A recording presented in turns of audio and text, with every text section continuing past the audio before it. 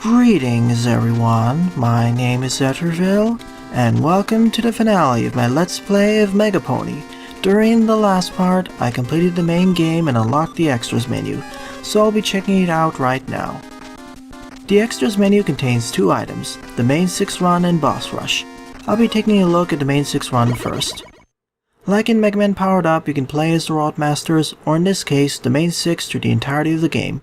So I can play as Twilight Sparkle, Rainbow Dash, Pinkie Pie, Applejack, Rarity, and Fluttershy. I'll be playing as each one of them, explain their unique moves, and show off some gameplay. So each of the ponies or Bearers of Harmony has their own unique, title screen or stage select. As you see, it reflects their main colors.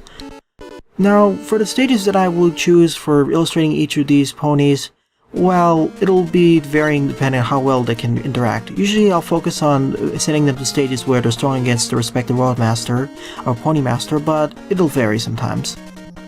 So Twilight Sparkle, aka Magic Mare, has the ability to fire her Magic Wave just like usual, and she can also teleport by just pressing the up and jump button, or up and fire button specifically. However, how many times you can use the Magic Wave is limited by the magic meter on the top left part of the screen, so it acts like a weapon energy bar. And your weapon energy or magic meter, basically, it will recharge if you don't fire for a while, or teleport. Please note that you can teleport in 8 different directions, and you can chain teleports together if necessary. Magic Mare is also the Pony Master who can really break several of the AI patterns of the bosses. Here's the boss battle against Applejack, aka Honest Mare, and because the Twilight Sparkle can teleport around, she can easily dodge the attacks of Applejack. Plus, she doesn't need to worry too much because she has infinite weapon energy, but unlike Mega Pony, she really suffers from the fact that she has a slow charge and she needs to use stuff like the S-Tanks in order to recharge it faster. But she can't really, I don't think so. Now here's one of the boss fights who Twilight Sparkle can really break the AI pattern with. As you can see with Generous Mare, she's supposed to throw one of those gems or activate one of them, but because I teleported to the top right, she's now frozen. Her AI is completely stuck. Yeah, she's one of the boss fights whose AI pattern breaks heavily if you teleport around. Hopefully that'll be fixed in the future patch, because even when I teleport back to the top left, she still doesn't move. Although one of the weaknesses as playing as Twilight Sparkle is that fact that each of the Magic Wave particles only deal 1 damage at a time. So she's great against regular enemies, but against bosses, especially when against non-weakness affiliations, she's rather weak. Anyways, it's time to take out Rainbow Dash, aka Loyal Mare, who's one of the more unique Pony Masters. Whereas Twilight Sparkle's only unique feature was, her teleport and how you can chain it mid-air, Rainbow Dash is a pure melee fighter, one of the few ones. In fact, her only ability is to ram forward, and she doesn't really have the lightning bolts like she did in her boss fight. So she can jump up to 4 times, which is pretty high, and then you can keep tapping the jump button in order to keep flying. And if you hit a screen transition or hit an enemy with your ram, it resets. She can also kick downwards by pressing the down and jump button, which I'll demonstrate right over here. So it's really useful in stuff like Generous Mare's stage, where you can jump almost infinitely and keep up the air as much as possible. But the real power of her will come throughout in certain other stages where there's a lot of free space, like in her own stage. And speaking of which, just like in Mega Man Powered Up, if you play as each of the Roadmasters or Pony Masters, they will retain their weaknesses and strengths. You saw with Magic Mare against Honest Mare, and of course Rainbow Dash is weak against Generous Mare's Gem Seekers. As you can see over here, normally if you can't one-shot an enemy, you would just take damage, but if you use or if you're too close to it basically, if you pass right through it using a dash ability, you should be fine. However, if you hit an enemy using the Rainbow Dash or Sonic Rainbow and hit the jump, you can roll back outwards and hit it again, and also resets the number of jumps you can do. So it can be quite powerful, and you can quite easily stun lock some enemies to death or rapidly take care of some enemies. It also means that taking care of stuff like the Wonderbolts is a lot easier because you can jump out of the way more easily. Plus, the Rainbow Dash or Sonic Rainbow actually pierces through the Wonderbolt's guard, which I forgot to mention in the previous part. In fact, Rainbow Dash, or aka Loyal Mare, is the fastest Roadmaster out of the bunch, so it can easily speedrun through stages. It's really more of the high-risk, high-reward characters, as you can see here, because if you can keep chaining together each of these enemies, or keep chaining together through enemies, you can infinitely or repeatedly use the Rainbow Dash ability without having to touch the floor. And I keep alternating saying this is the Sonic Rainbow Dash, mainly because the last dash ability I used were the Haste Dash as well as the Comet Dash. So she's a high risk, high reward character, so if you get really skilled with her, you can get through the game pretty fast. So she's definitely one of my favorite characters out of the main 6 to play as. Next up is Pinkie Pie, aka Laughmare. Laughmare is kind of like a more utility-oriented version of Magic Mare, but she has infinite ammo, so she can more easily spam abilities. She can create something like the Rush Coil, that spring over there, and she has the Party Cannon just like she had before, but with infinite ammo. Plus, she can fire up to 4 at a time. Unlike Magic Mare, who is a bit more of a... well, she can't infinitely fire the magic way, so it's a lot more of a challenge character. Pinkie Pie, well, she's a lot more of a easier character to play as, compared to Twilight Sparkle, who we need to be a little bit more careful. And her Party Cannon, just like the original Party Cannon, can actually pierce through enemies if you can hit them from the bottom, that is. Plus, that spring of hers with that you can more easily access certain items, as you see soon enough. Whereas before, you would, as Mega Pony or certain other characters, you either need to teleport, or use the Sonic Rainbow in order to access them. Plus, it's very easy to hit enemies who are have a lower profile because of the hitbox of these balloons is a little bit bigger than what they seem, which I do appreciate. Unfortunately, these manticores are still annoying as ever to deal with. Thankfully, the party balloons or party cannon balloons deal more damage than usual, so it isn't too much of a problem.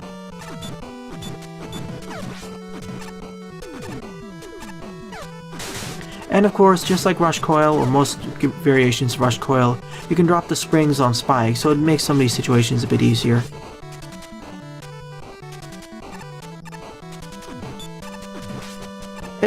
I would suggest playing as this character if you want a little bit more springiness and you don't want something more challenging like Magic Mare. I would say she's a very good, she is the most well-rounded character out of the bunch, out of the main 6. She's not too difficult to play as, plus her ability to fire all the party cannon allows for a lot more varied avenues of attack, because you can attack enemies from below. Because otherwise she's basically almost like Mega Pony, the only difference is that she can't buy a charge shot. So really, she would be a straight upgrade from base Mega Pony. The only issue is that if you have to fight Rainbow Dash, because she does have a weakness against her. Here's one of the situations where the spring is useful, so now we can collect the tank there. Alright, next up is Applejack. We'll first go through Laughmare stage, mainly because I went through Generous Mare stage already with Rainbow Dash. Applejack, well, she's a little bit more of a challenge character. She has the Apple Bucker just like Mega Pony did when we unlocked her, but in addition to that, she can actually, for some reason, she can actually just throw a rope and use it like a ladder of sorts, and pull herself up and down some of these walls. It's a little bit more of a situational ability, but it is useful in certain drops, I would say. Also, the Apple Bucker here is much more useful, mainly because you have infinite ammo. I'll explain it later in my extended long-form analysis, final analysis of the title, but one of the main weaknesses of the Apple Bucker is the fact that it requires so much weapon energy to use properly, and the fact that it has an arcing pattern, and the fact that you need to move around slightly in order to fire an arcing pattern without... so that it doesn't fire directly downwards, it really makes it more of an annoyance to use. But with Applejack, considering that you can actually have infinite weapon energy for the Apple Bucker, it makes it a lot more useful, plus the Apple Bucker shots are a little bit stronger. And of course, with Applejack you can actually throw the apples in a diagonal spread, or diagonal pattern, just up to the top left or top right. So it does make it a lot more useful, and you can cover more avenues of attack. Not as much as Laughmare's Party Cannon, but it is definitely more useful. So definitely this is the... If the Apple Bucker had more weapon energy, at least double, I would definitely use it more. As demonstrated over here, it is quite powerful, and there are situations where you do want to hit enemies directly below you, even though rare they are. Plus, you can actually hit guarded enemies if you can carefully aim your shots properly. Next up is Rarity, aka Generous Mare. She's my least favorite of the Roadmasters to play as. And boy, that color scheme is quite annoying to look at, mainly because of the text. That's more due to her purple-white color scheme. Purple off-white. So I'll be going to Loyal Mare stage, mainly because she has a weakness affiliation against her. Now, just like before, Generous Mare, aka Rarity, has the ability to create the Gem Seekers. In addition to that, she can create a temporary platform, similar to Chill Penguin's upgraded weapon, or the Shotgun Knight's upgraded weapon, but it will not slide. So in other words, she can basically spawn a Yoku block, or temporary block, in midair, for a short period of time. But you can't spawn another one until you destroy it, or it spawns, or it dissipates, or you go off screen. Now, just like before, the Gem Seekers... The problem with playing as Rarity is the fact that the Gem Seeker have rather bad homing properties, and the fact that they can't really hit obstacles at a medium range, it really makes it a lot more dangerous to play as, and if you don't really get skilled with arcing either of the Gem Seeker shots, playing as Rarity is extremely dangerous. Not to mention that the Gem Seeker isn't really...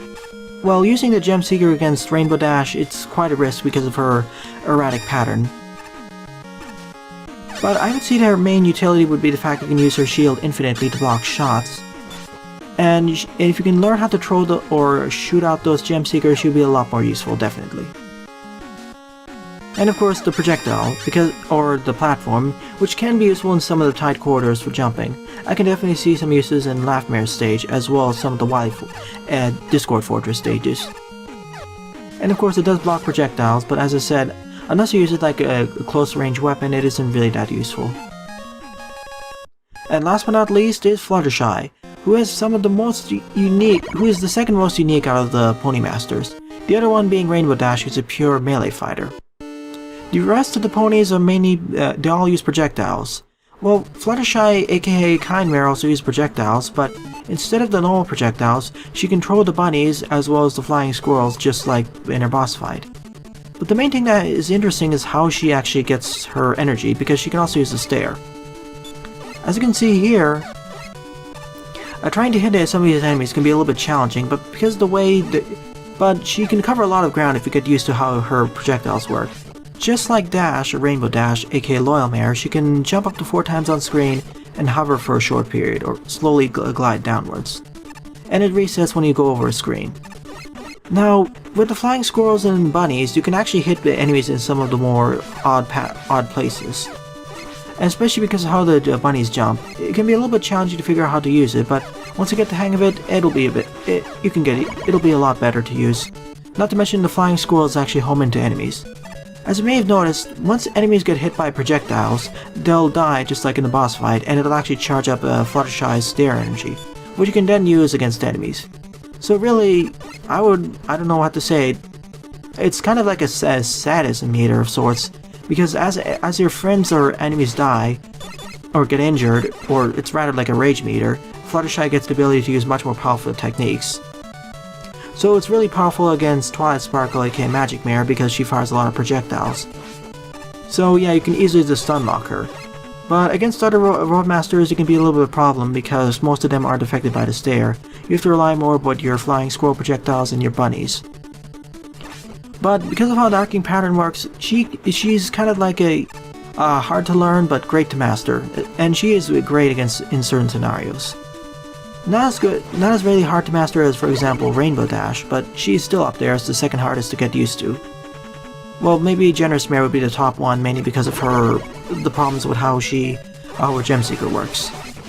Also, here's one of the places where she's pretty good, because she can throw the flying squirrel upwards. Not to mention her stare actually sends back those owls as well. So there's another use for that. One thing of note I noticed about each of the Pony Masters is that they aren't necessarily good for each of their stages, that they're strong against their respective ones. Like, for example, Generous Mare, even though she's strong against Rainbow Dash, she isn't exactly the best to go through Loyal Mare's stage. I found that kind of interesting. So yeah, against things like the Matools and Sniper Joes, she's pretty powerful. So that's the main 6 run. The last but not least feature is the Boss Rush mode.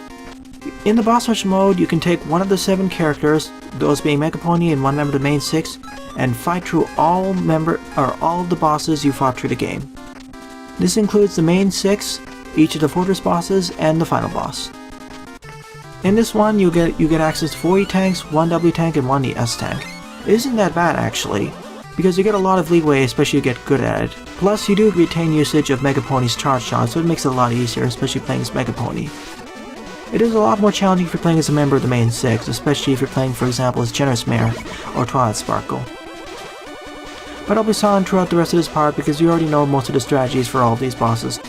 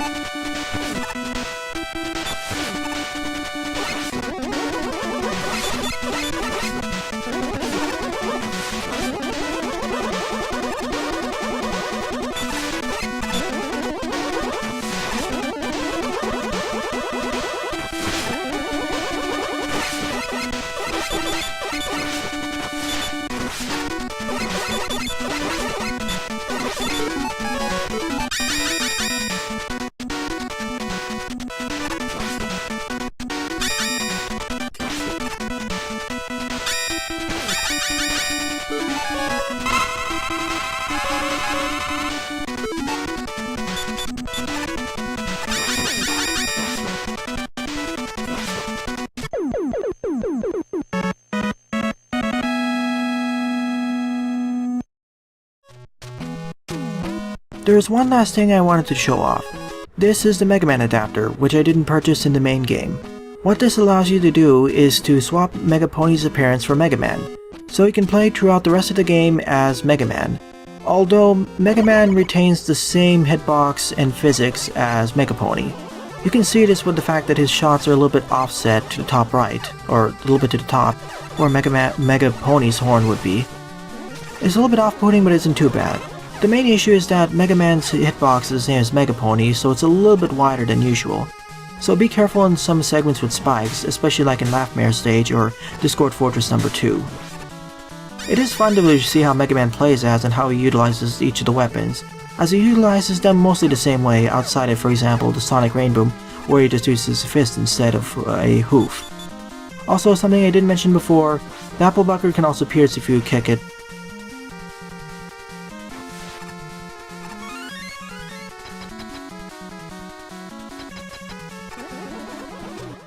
With all of those out of the way, alas, it's time for me to provide my long-form final thoughts on Mega Pony as a whole. If there's one thing I didn't emphasize in the previous parts, it's that this game takes a large amount of inspiration from Mega Man 2, even more so than the previous Mega Man fangame I played, which was Dr. Wily's Final Attack. Thus, I'll be making comparisons between the two fangames from here on out. The level design of Mega Pony is relatively solid. In terms of difficulty, I'd place it around medium to hard. We have easier levels like Magic Mare to more challenging ones like Laugh Mares. An average player could get through the game with only a few game overs. though stages like Laugh Mares or Honest Mares can be problematic for newer players, mainly due to spikes in certain enemy patterns. Several enemies and mini-bosses can prove to be challenging or annoying to defeat. One example of the former are the Manticores, and one example of the latter are the Wonderbolts. The difficulty is also emphasized as the weapon selection isn't as good as I would expect it to be, but I'll get into that later in the weapons section. Thankfully, regardless of the difficulty, the challenges introduced are usually fair, and new gimmicks are introduced in safe enough environments. Sure, some stuff like the Fruit Bats and Ominous Mare stages may seem unfair at first, but they follow a mostly predictable pattern. Though, I would add one more screen to Laugh Mare's balloon sections because they jump right into spikes a little bit too soon for my taste, plus the balloons have a kind of wonky hitbox. However, this game doesn't really introduce that many new gimmicks in the first place. If anything, the game relies more on stage hazards and enemy-based challenges. Out of the 6 primary stages, only Magic Mare, Generous Mare, and Laugh Mare have unique gimmicks, those being teleporters, the mindset card segment, and balloons. Kind Mare's level is the Forest stage, Loyal Mare's stage is the Sky stage, and Honest Mare's level is the Farm/Plains stage. I would have liked to see more gimmicks. Most of Dr. Wily's Final Attacks levels had at least one gimmick, not to mention stage environments that were less common like Digital and Soundman. All of the boss fights were fun, from the easier predictable Magic Mare to the tougher reaction-based battles against Laugh Mare and Generous Mare. The battles were unique and varied. Each member of the main 6 fought very differently from each other. Even the Discord Fortress bosses were unique. We had a dragon, a Wendigo, and a Megazord consisting of 3 Gutsdozer parodies. Sure, there was the requisite Discord machine fight, but the final battle against Discord was not a capsule fight, which immediately distinguishes it from most other Mega Man Classic games and fan games. In fact, no boss follows a strict pattern for the entire fight. To clarify what I mean by strict pattern in this context, I mean more along the lines of acting completely independently of the player. For example, in Dr. Wily's Final Attack, Digital Man and Sound Man acted completely independently of the player. Now, you can get the Wendigo stuck in an easy pattern, as well as Kind Mare and Loyal Mare until their pinch mode activates, but they're still reacting to the player. It's just an AI breaker. Plus, when they break out of this pattern, they become quite difficult to defeat with no damage. All of the bosses, except probably one, have logical weaknesses based off of the show, which I do appreciate as it demonstrates faithfulness and understanding of the source material and lore.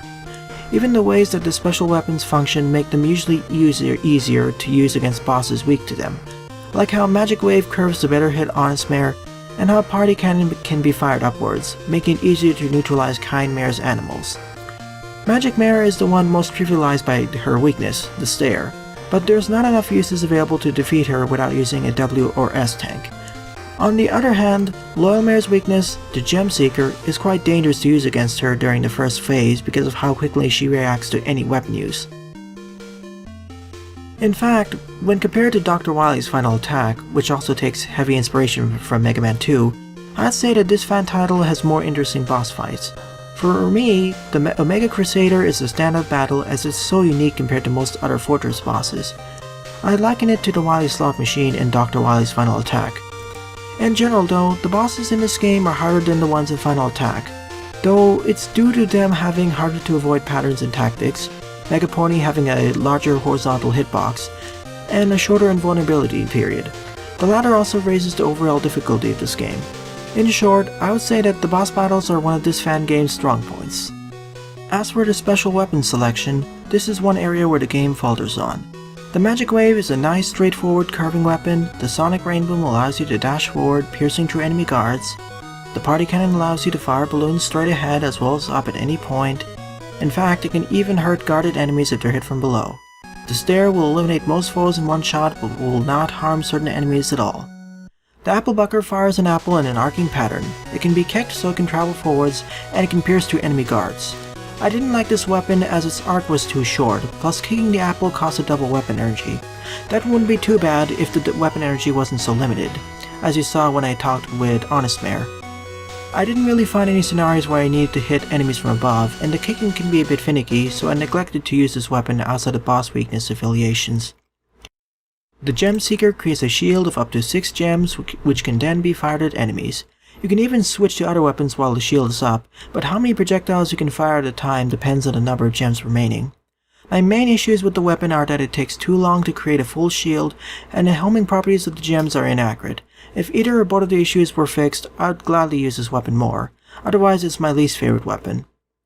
It may be due to stronger enemies or weaker weapons, but the special weapons don't feel as impactful as in certain other Mega Man fan games like Final Attack, though that may be just me. Now, as for the utilities and items, I'd say this game is confident. In the shop, we have the classic E, W, and S tanks, as well as the energy balancer, shock guards, and emergency wings. Eddie in this game is replaced with Spike, and boy does he do Eddie's job much better. Being able to spawn up to 4 items already puts him leagues above Eddie. Finally, we have the Mega Friendship Buster, as well as the Mega Adapter. I would like to thank Khao for including the option to use charge shots if you want to. As I've said many times before, I feel Mega Man 5 or Mega Man 6's Mega Man is the best baseline in terms of starting abilities. Now, if only the slide could be added to this game in a future update. Being able to play as regular Mega Man is pretty fun, though his hitbox is the same as Mega Pony, so watch out for that, especially in tight corridors or spike segments. The music of this game was fine, though mostly forgettable outside of 2 tracks. Most of the music in this game combined an original track from Mega Man 2 and remixed it with a track from the Friendship is Magic show. In most cases, I prefer the original Mega Man 2 track, but for Laughmare and Discord Fortress 1, I prefer the remixed versions. In fact, I'd rate Discord Fortress 1 and the ending themes to be the best tracks in the game. I just wish that the game utilized more original compositions. On that note, I wish the Fortress bosses and the final boss had unique tracks, instead of reusing the regular boss theme. I know Mega Man 2 did the same, but most other mainline titles and fan games use different tracks. As for the originality, some of the distinguishing features of this fan game, outside of it being a crossover, are the shop and being able to play as the other bearers of Harmony. Each of them has their own playstyle, so it adds a lot to replayability. So it does have one up over like Dr. Wily's Final Attack in that regard. In conclusion, this game takes the Mega Man 2 design paradigm of only being able to jump and shoot, and provides a mostly solid experience. However, although it's solid, the main game doesn't really stand out. Dr. Wily's Final Attack, also heavily based on the Mega Man 2 design paradigm, does more to stand out, with more unique gimmicks and levels, as well as other unique polish, as well as an extra stage you can unlock by getting the O'Brien letters. Once you get over the novelty of the stages based on the show, you'll notice that half the stages are rather conventional. They aren't bad per se, but just not unique. Thankfully, the bosses don't suffer this fate, and are always fun and varied in design. After all, I never really fought a robotic or such a large Roadmaster fight against Honest Mare in other Mega Man games. If anything, I'd rate Mega Pony just behind Dr. Wily's Final Attack. I prefer the stages, music, and special weapons in that game. However, I prefer the more dynamic and difficult bosses in this game. Overall, under my own rating scale of fun, I'd rate Mega Pony as being average to above average, or almost decent in some regards. Khao successfully managed to cross over the action platforming action of Mega Man Classic with the characters, settings, and backstory of My Little Pony Friendship is Magic. After all, sometimes it's rather difficult to cross over 2 titles together without elevating one over the other. Oftentimes, it's used as a crutch for fanworks, and proper consideration into the series interactions aren't taken into account, as seen this time and time again in other fanworks. At first glance, the 2 franchises don't seem similar. Khao managed to faithfully combine the 2 into this fan game, and properly represent the values of both, at least for the most part. The fight for everlasting peace can be directly compared with the strive for harmony. Sure, the title can be improved in several regards, but I'd still certainly recommend trying out this title. Khao has demonstrated a way to cross over Mega Man Classic with another series, and I praise him heavily for it. Well then, I thank you all for watching this LP, viewers. Your feedback and support are always appreciated. If you liked this LP, please leave a like, comment, and or subscribe. They all help out this channel immensely. Thanks for watching, and I hope to see you all in my next LP.